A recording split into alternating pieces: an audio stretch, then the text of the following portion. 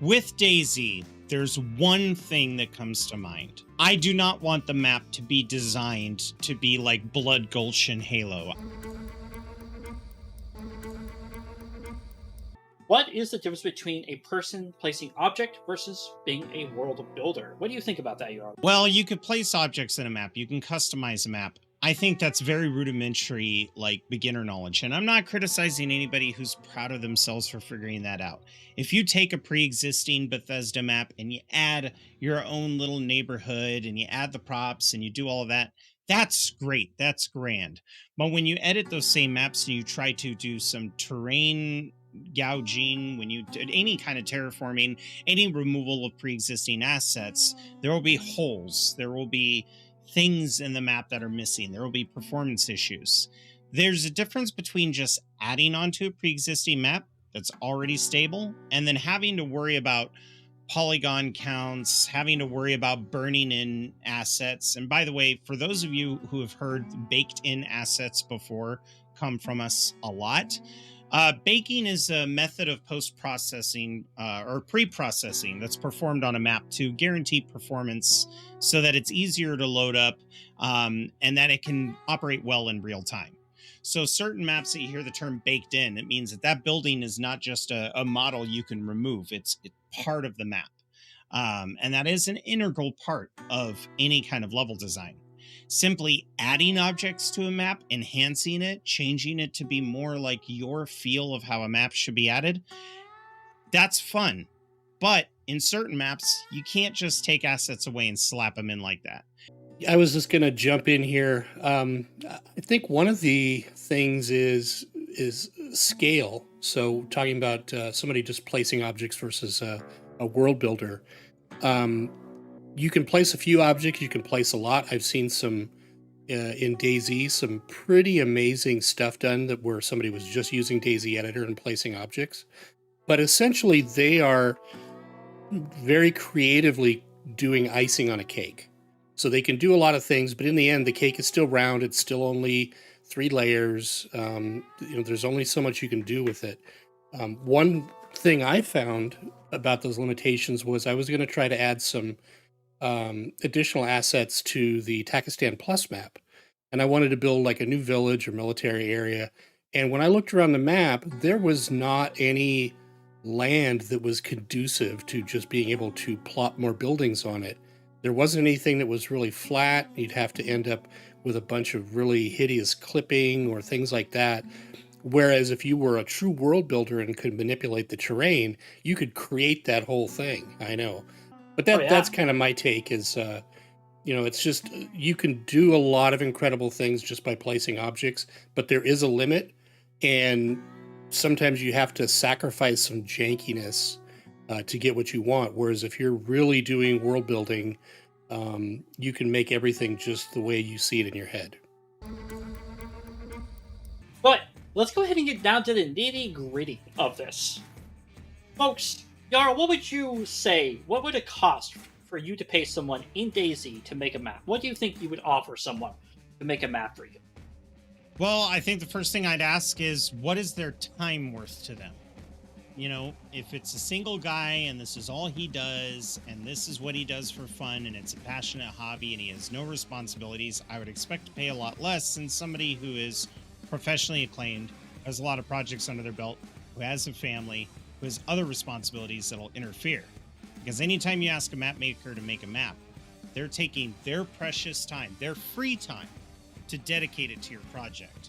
So it kind of varies from person to person. But if I were having a map the size of Shannara's made, I would expect to pay probably $7,000 for it.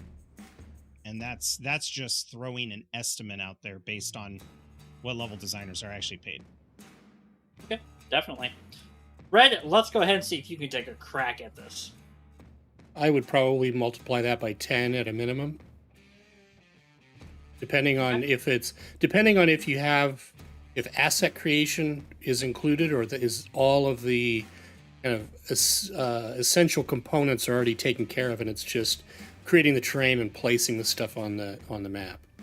But if you start getting into asset creation, stuff's going to go up. I'm just thinking about the total number of hours Like that's just going to be a incredible amount of time and effort. So yeah, I would go times 10 and expect it to be probably closer to 100. To be honest. Red, actually, amazingly enough, I did talk to a map creator, and I asked them if they were to do a map, and these are the specifications I gave them. I wanted a map that was 7.5 by 7.5 kilometers, that used vanilla assets. I wanted mostly forest with 3 large cities and about 15 to 20 hamlets to small towns, and I wanted each one of those large cities to have high level of detail, and I want the small towns to hamlets to have anywhere between a low to almost no detail level. And I want it to be placed in the the Brazil or South America continent. He told me that it would take him about a year and a half, and I said, "Oh, that was when with you working like after work and everything else." He's like, "No, that's if I solely dedicated myself to working on that. It would take me almost a year and a half to do that," because he was talking about going crazy and doing all the things that we want to see from a highly level polished map.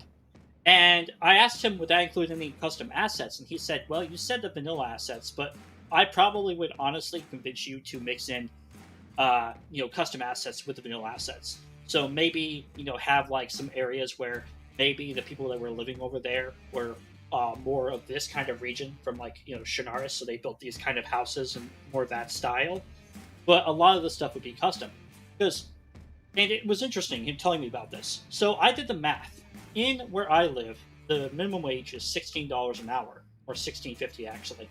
So it actually ended up being really close to what Red said. It was almost over, 100,000 to do so if they worked day and night to try to get it finished. And it was really interesting to hear about this because he said that they don't just replace trees. They have to make custom trees, boulders. They have to do the grass, the satellite maps. There's so much effort that goes into it. And this is for a professional map, by the way. For him to do it for a living, he would do this much effort into it. Now, he said if he was a hobbyist, maybe, 20 to 30,000 for a very basic kind of map. And then it would just go up from there. So you can imagine that the amount of time and effort that most map makers in DayZ put into this, even if it's a hobby for them, is astronomical compared to some other kind of situations. And trying to make sure. Even honestly, even compared to a professional world, like I said, their software is constantly updated. They've got things like, especially with the Unreal Engine, you can just go grab assets. They have rock generators and tree generators, and it sounds like DayZ, you have to make a lot of that by hand. So it's a completely different kind of experience. Yeah. No, it definitely is. It definitely is. And, I actually wanted to talk about why I think this was such an important subject before we continue on to the area. Map makers, or world builders, as I like to call them, I think are lumped in with modders in general. However, folks, I don't believe that world builders should be lumped in with modders. I believe world building, or as y'all calls it, level design, map making, whatever you want to call it, is actually side by side with modders themselves. The way I see it is you have DayZ up here, and then below it you have your content creators over here, streamers, video makers, thumbnail designers, you name it, all that people. Then you have your modders, people like me who make additions to the game, Red Falcon with his helicopters, all that kind of stuff. And then over here, as a third tier, you have your world builders. And then beneath that, you have all of the other subsections. But I truly believe that map makers or world builders truly deserve more recognition than they actually get most times. And it's an interesting subject, the reason why we have this entire episode just about map makers in general. And it's because, folks, they do amazing work, and even if the work isn't fully polished, remember, don't always ride the hype wave. Give them chances to improve and to offer proper objective criticisms so they can keep making it better.